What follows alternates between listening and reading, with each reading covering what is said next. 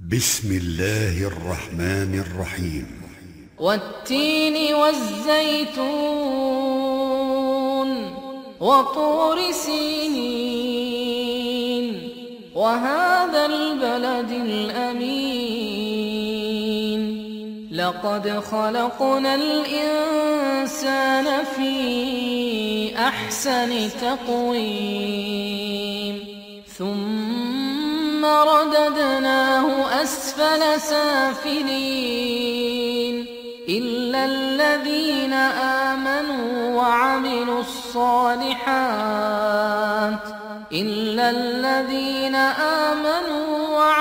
الصالحات فلهم أجر غير ممنون فما يكذبك بعد بالدين أليس الله بأحكم الحاكمين.